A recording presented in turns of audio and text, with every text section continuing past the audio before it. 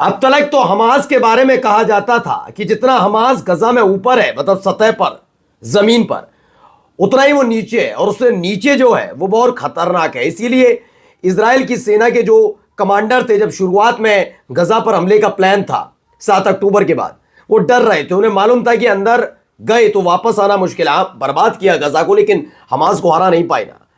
अब ऐसा मैंने बात इसलिए कह रहा हूं क्योंकि अगर यही समुंदर के नीचे निकले तो वही समंदर जिसकी ऊपर, ठीक ऊपर लहरों पर तैर रहा हो अमेरिका का यूएसएस अब्राहम लिंकन, तो जी हां, वो खबर दिखाऊंगा। और नेतन्याहू का एक लाडला ने केवल धरा गया, बल्कि आज आपको दिखाऊंगा कि कैसे उसे तगड़ी सजा दी गई है।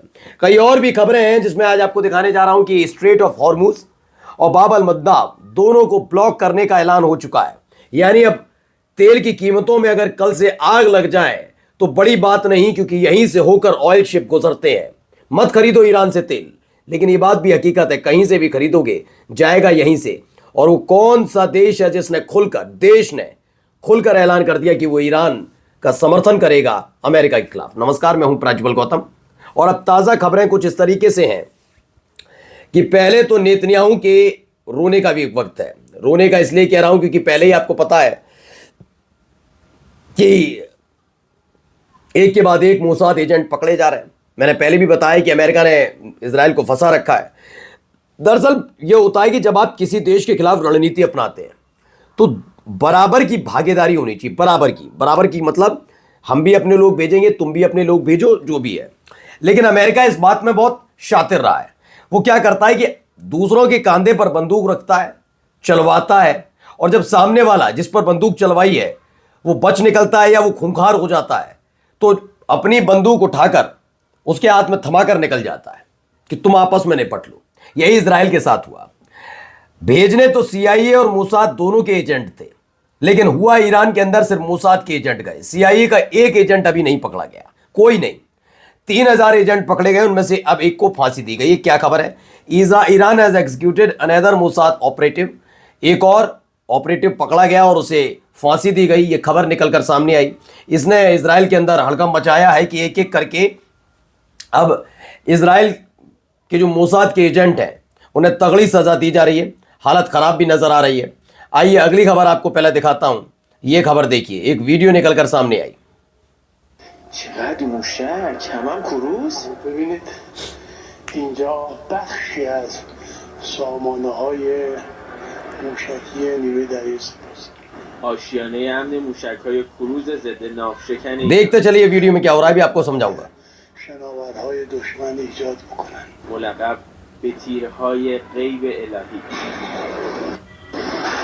حالا با بردهای दरअसल ये क्या है, अभी जहां जिस जगह वो घूम रहे थे, टैंक खड़े थे, तमाम चीजें, क्या है ये मालूम है आपको? ये कोई तहखाना सिर्फ जमीन पर नहीं बना है, ये समंदर के ठीक नीचे बना हुआ है।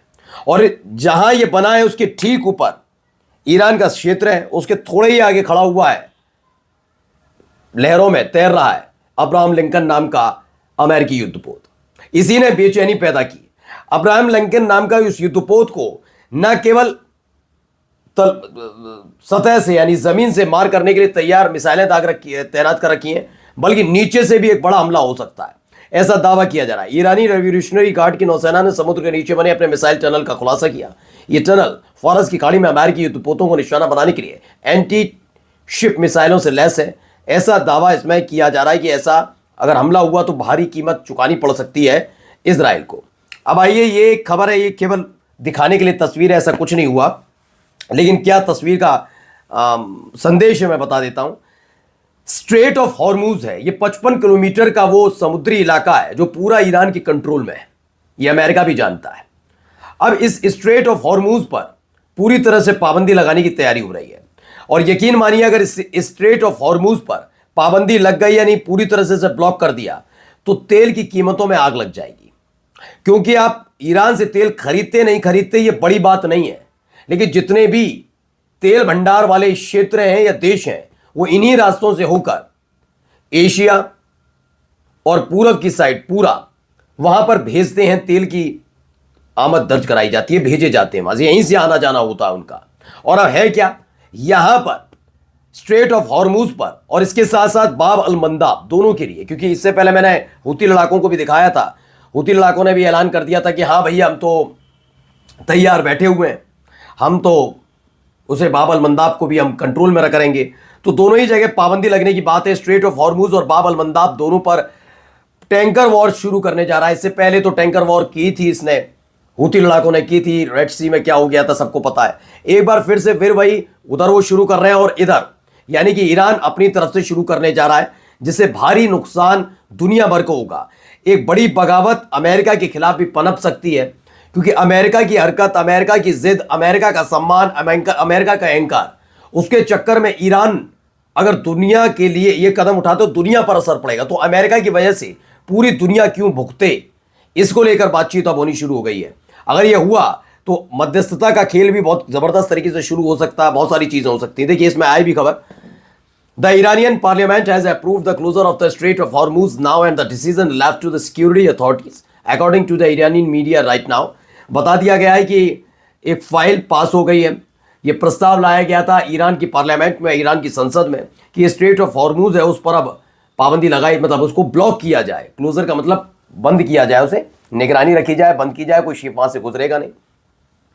और फिलहाल ये फाइल उठकर जा चुकी है जो सिक्योरिटी अथॉरिटीज है उनके पास, जो ये देखरेख करते हैं कि कैसे इसको इंप्लीमेंट करना है, कैसे कहां कहां माइंस बिछानी है और कहां क्या करना है, इसकी तैयारी शुरू कर दी गई है। ईरान की मीडिया ने अभी अभी जानकारी दी कि यह बड़ा कदम ईरान की तरफ से उठाया गया और अगर ऐसा है तो पूरी दुनिया अमेरिका के खिलाफ खड़ी हो जाएगी। ईरान, कुछ है जो अमेरिका परस्त है वो ईरान पर दोष लगाएंगे, लेकिन यह दोष तब लगाया जाएगा जब अमेरिका अपनी हद में रहता। तो अब आइए एक और वीडियो निकली, पहले वीडियो देखिए।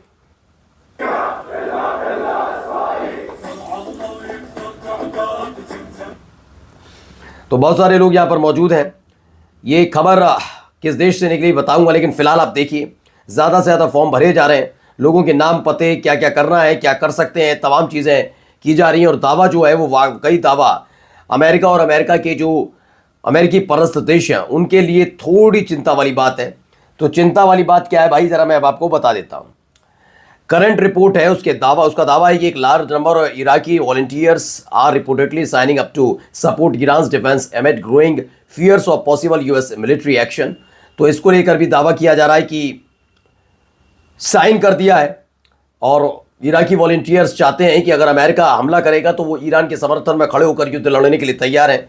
वहां पर ये है। और जाते जाते एक खबर हमने आपको कल भी दिखाई थी, एक बड़ा धमाका ईरान के जहां पर न्यूक्लियर साइट है वहां पर हुआ है और उसको लेकर क्या कहा जा रहा है समझिए।